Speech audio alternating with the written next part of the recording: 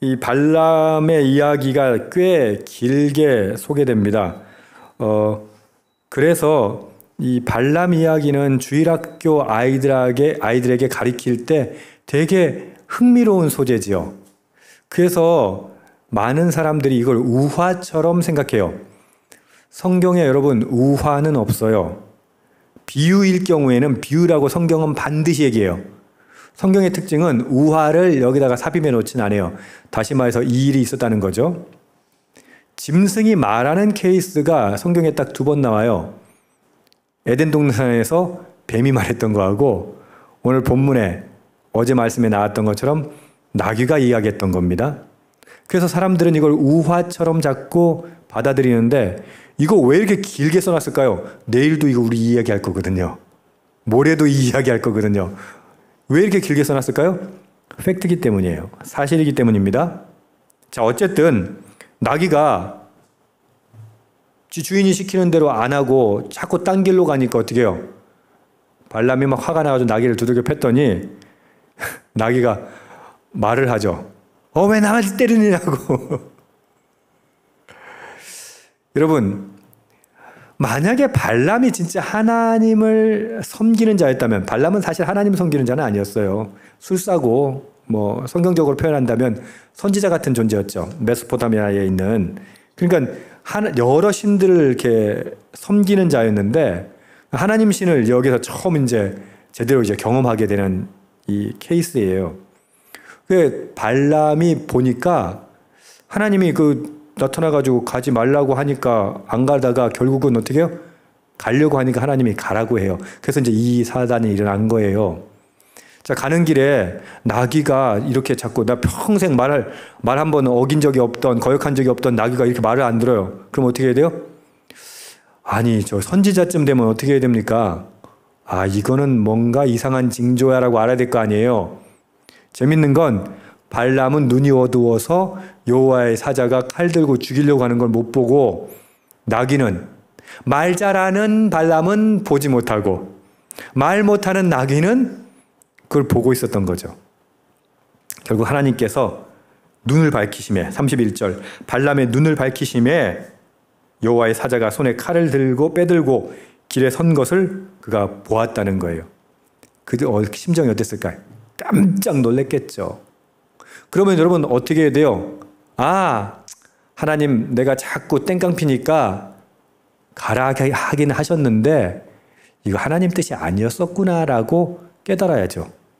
여러분 마찬가지예요. 우리 욕심으로 주님 나 이거 하고 싶어요. 그러면 하지 마라 이런 감동 주세요.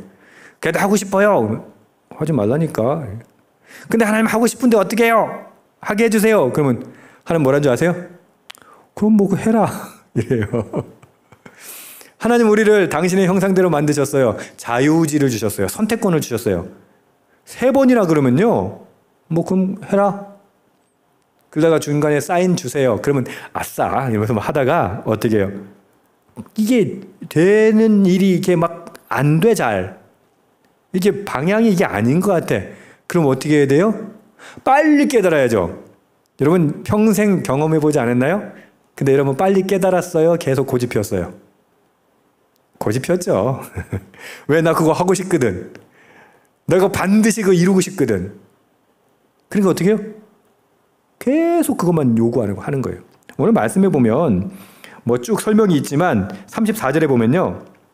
발람이 여호와의 사자에게 말하되 내가 범죄하였나이다. 당신이 나를 막으려고 길에 서신 줄을 내가 알지 못하였나이다 라고 말을 해요.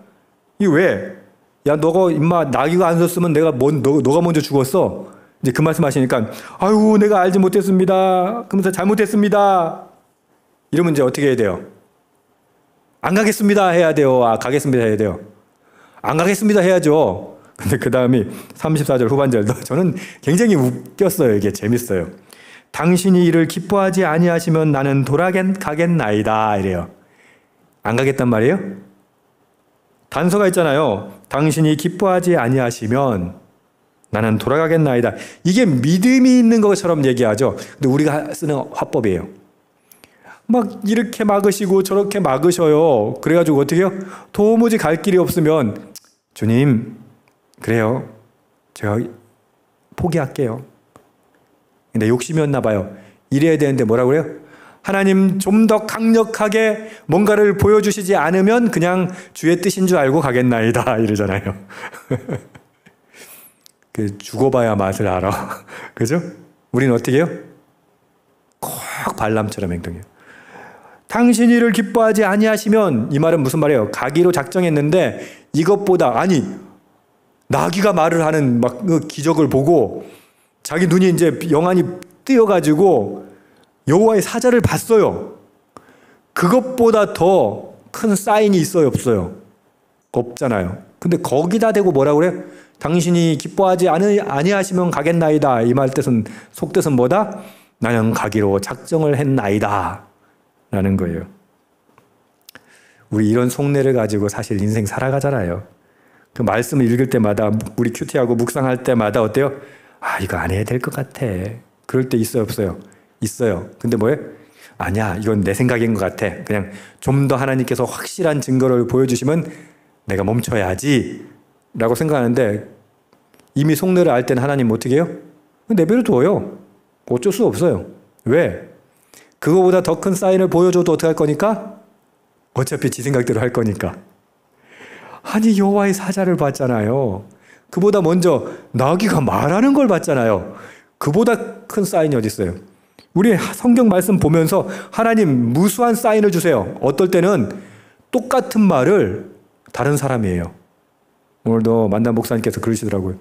아니, 목사님 말하는 거 다른 분들 똑같이 얘기해요. 사인을 주신다니까요. 여러분도 그렇잖아요. 내가 이런 생각에 이런 거 아닐까 한데, 아니요, 설교에 그런 설교가 나오고 옆에 사람에서 그냥 뭐 무심코 얘기하는데 그런 사인이 자꾸 와요. 그러면 순종해요? 안 해요? 순종하는 척하면서 뭐예요? 당신이 이를 기뻐하지 아니하시면, 더 큰 사인을 보여주시면 나는 돌아가겠나이다. 여러분, 이런 인간은 더 큰 사인을 보여주시면 이래요. 이거보다 좀 더 큰 사인을 좀 확실하게 좀 가지 말라고 해주십시오. 이런다고. 그만큼 보여주는데, 하나님이요 35절에 보면 그 사람들과 함께 가라 이렇게 말씀하세요. 가거라. 발람 마음이 어땠을까? 이건 너무 좋은 거지. 하나님이 허락하셨으니까. 근데 하나님은 더 큰 그림을 가지고 보내시는 거예요.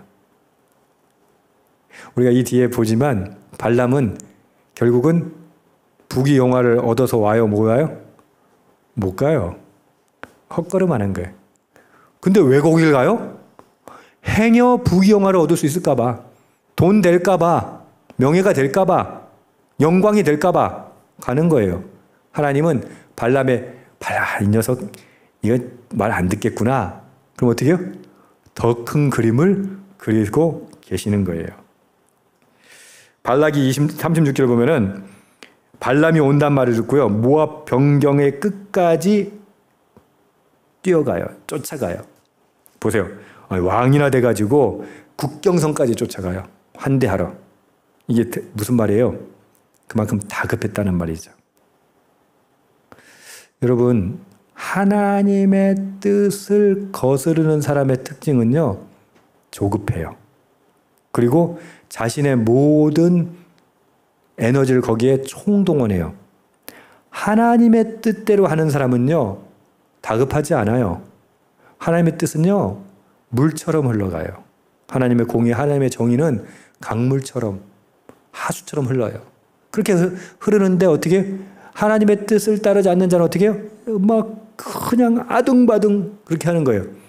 발락이 발람을 쫙 대가지고 37절 후반전에 내가 어찌 그대를 높여 존귀하게 하지 못하겠느냐 이렇게 얘기해요. 지금 발람이 요구하고 원하는 바를 정확히 캐치한 거죠. 내가 널 어떻게 하겠다? 돈, 명예 다 주겠다. 뭐만 하면? 내 말대로만 해주면.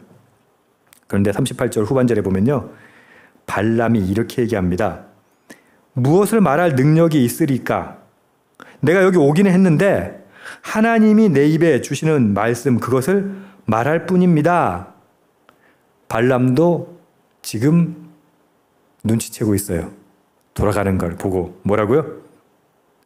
이거 내가 원하는 대로 안 될 수도 있겠구나. 자, 다시 물어봅시다. 이쯤 되면 돌아서야 돼요? 계속 가야 돼요? 돌아서야죠. 발람도 지금 갈등하고 있는 거예요. 이거 그냥 하나님이 뭐 말씀하시는 것밖에 제가 말할 수가 없습니다. 이미 불길한 예감이 드는데도 불구하고 못 먹어도 고해요. 그게 우리 욕심이에요. 우리의 문제예요. 아니 이게 무슨 고수톱이에요. 무슨 못 먹어도 고하게. 그죠? 근데 우리 인생이 어때요? 못 먹어도 고 맨날 하고 있잖아요. 안 될 거 뻔히 아는데 여러분 그냥 말씀에 순종하세요. 하나님의 뜻을 바라보세요. 우리의 문제는 뭐예요? 명백한 하나님 뜻이 이거다 저거다 명백히 알면서도 어떻게 해요? 내 욕심, 내 욕망 그거대로 따라가는 거예요. 하나님께서 우리에게 간혹 나귀 같은 존재를 보내주세요. 그게 사람일 수도 있고요. 그냥 책 읽다가 어떤 어귀 하나일 수도 있어요. 그 나귀를 보내주신다니까요. 그럼 어떻게 해야 돼요? 아이고야 이거 나귀네. 그럼 어떻게 해요? 돌아서야죠. 발람 돌아서요? 안 돌아섰죠. 지금도 부귀영화 얻겠다, 명예 얻겠다고 발락이 얘기할 때 뭐라고 해요? 이게 불길한 예감이 들어요. 갈등해요. 근데 어떻게 해요? 그 나귀를 만났음에도 불구하고 두 번째 나귀를 만났음에도 불구하고 어떻게 해요? 그래 못 먹어도 고. 40절에 발락이 소와 양을 잡아 발람과 그와 함께한 고관들을 대접하였더라. 이게 사는 거예요. 사는 거. 여러분 하나님의 뜻을 돈으로 살 수 있어요? 하나님의 능력을 돈으로 살 수 있어요? 하나님의 역사를 돈으로 살 수 있어요? 이게 제일 어리석은 거예요. 근데 우리는 발람 같기도 하고 발락 같기도 해요. 내가 자꾸 하나님의 역사를 매니플레이트 하려고 그래요. 자꾸 그걸 막 조종하려고 그래요. 막 조작하려고 그래요. 여러분 그러지 마세요. 그냥 주님 뜻대로 살기로 했네. 뒤돌아서지 않겠네. 근데 우리는 어떻게 해요? 내 뜻대로 살기로 했네. 발람처럼. 뒤돌아서지 않겠네. 저 여러분이 오늘 말씀 통해서 발람의 교훈 잘 받아서 주님 내게 나귀 보내주실 때 깨닫는 지혜 주시옵소서. 눈 뜨게 해주셨을 때 볼 수 있는 눈 주시옵소서. 그리고 완악함 내려놓고 완악한 마음 내려놓고 주님 뜻대로 살게 하여 주시옵소서. 뒤돌아서지 않게 하여 주시옵소서. 기도하는 시간 되기를 주님의 이름으로 축복합니다. 아멘.